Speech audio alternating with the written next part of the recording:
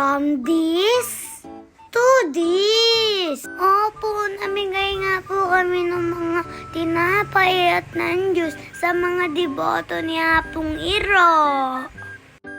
2:00 pa lang po ng hapon, sinimulan na namin gawin ng palamig. Igogome man eh. Maya-maya pa nga lang ay dumating na yung mga tinapay na dala ni Bogart. Ito nga pala yung mga pinamigay namin, tinapay, juice, at saka ng milon. Dinabas na nga nila mama ang mga tinapay para maayos na. At nagsimula na sila nagtakal ng juice. Dahil paparating na nga po pala si Mama Mary. At maya-maya pa nga ay dumating na din si Apong Iro. Biba Apong Iro!